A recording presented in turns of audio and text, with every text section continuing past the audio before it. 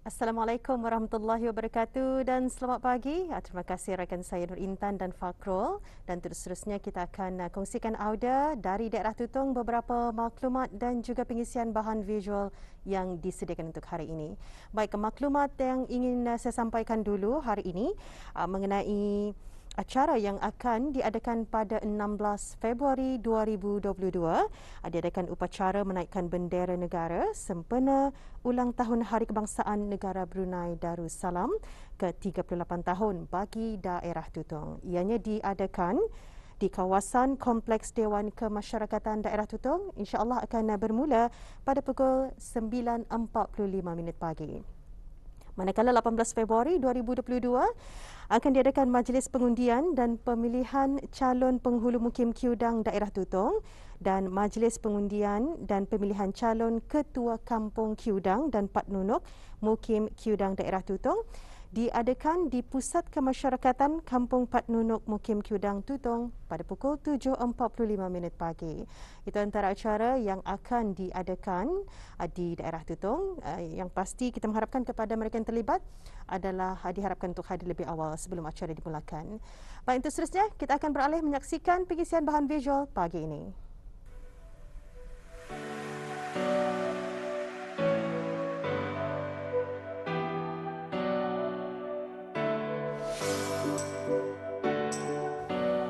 Bidang pertanian memang tidak dapat dinafikan.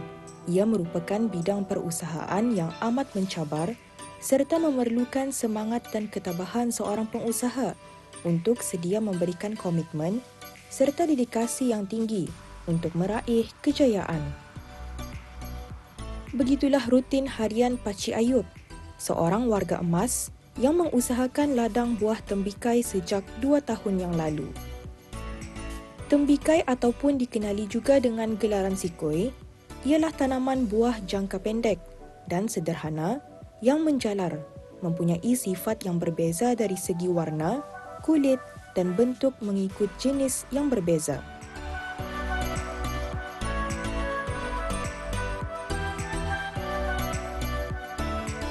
Tumbuhan ini berbentuk bulat ataupun bujur dan mempunyai kulit yang licin, berwarna hijau muda hingga hijau tua ataupun kuning. Biasanya tumbuhan tembikai ditanam di ladang yang tanahnya rata dan sedikit beralun yang tidak cenderung kepada air bertakung ataupun banjir. Kebanyakan tanah yang baik salirannya, sama ada tanah liat ataupun tanah berpasir, boleh diurus untuk menghasilkan tanaman tembikai yang baik. Bismillahirrahmanirrahim. Assalamualaikum warahmatullahi wabarakatuh. Auda, sekarang saya berada di Kampung Pangkalan Tang Silamunin dan dapat kita lihat di sini ladang buah tembikai, iaitu yang mana ianya dikenali sebagai buah sikoinya orang kita ni. Dan ladang ini diusahakan oleh salah seorang warga emas yang tinggal di kampung ini, iaitu yang dikenali sebagai Pakcik Ayub. Dan kali ini Auda kita akan membuat pendekatan bersama beliau. Assalamualaikum Pakcik. Waalaikumsalam. Apa kabarnya ni pagi ni? Bagus, bagus. Jadi ini ladang kita ni. Bila mula kita mengusahakan ladang ni? Dalam setahun 2 tahun ni lah. Keluasan ni dalam 3 ekar lah. Boleh ditanam sebanyak dalam 3,000 lebih pohon. Boleh Pakcik jelaskan macam mana proses cara penanaman buah tembikai ni? Cara penanamnya biji itu mula-mula kita letakkan, letakkan kuat lah. Tidak ada bunyi sikit atau cuci. Lepas cuci dibungkus sama kain, baru dimasuk ke lampung. Kira 2 hari lah. Sudah akarnya tumbuh, barulah menaruh harap oleh beg sana untuk penyemaian. Sudah umurnya 12 kah ke 15 hari, bolehlah dipindah ke batas. Jadi selalunya berapa kali kita menyiramnya? Kalau musim panas, 2 hari sekali. Kalau tidak musim hujan, kadang-kadang 2 hari sekali. Kalau memindah ke batas tu selepas disemai dalam 11 ke 15 hari, bolehlah kita ni pindah ke arah batas. Selepas dipindah arah batas, kira dalam sebulan ke sebulan lebih, barulah dicantumkan. Dicantum baru ada buahnya. Dalam satu batasan ni berapa boleh ditanam ni? Lihat keadaan batas panjang lah. Kalau kadang-kadang ada 50 pokok, 100 pokok kan. Alat-alat sekaki lebih lah antara pokok ke pokok. Dua jenis saja, Jep sama Taiwan. Pasal ini Jep mesti banyak lah anu nada biji ni kan. Taiwan sikit saja untuk ngambil serbuk. Pasal Taiwan damit panjang kan. Ini ada bulat sikit.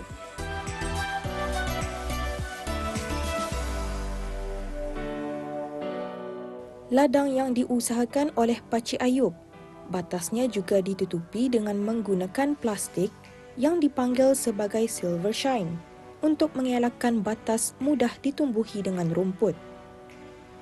Sungkupan plastik ini dipasang dengan cara meletakkan plastik di atas batas untuk mengawal rumpai.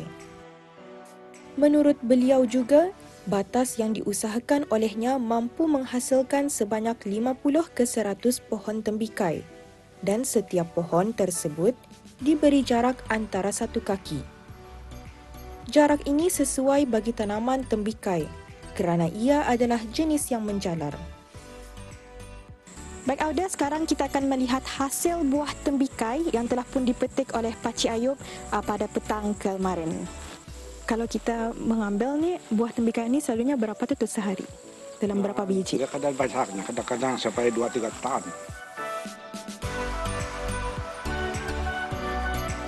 Inilah Auda hasil buah tembikai yang telah pun dipetik oleh Pakcik Ayub sejak kemarin petang sehingga pagi ini. Dan seperti yang kita ketahui, Pakcik Ayub memberitahu buah tembikai ini melebihi daripada 2 tan. Jadi Pakcik, selalunya kalau buah tembikai ini sering dipelbagaikan. Selain daripada makan buahnya ni, apa saja yang Pakcik tahu?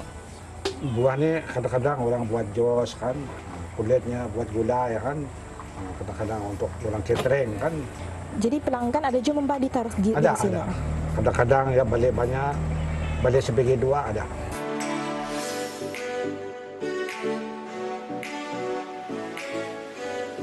Buah tembikai memiliki kandungan air yang banyak dengan rasanya yang manis dan menyegarkan. Ia juga menjadi salah satu pilihan untuk mengatasi rasa haus dan digemari oleh orang ramai. Selain ia menyegarkan, ia juga mengandungi banyak khasiat dan nutrisi dalamnya seperti vitamin A dan C dan kalori yang bermanfaat bagi kesihatan.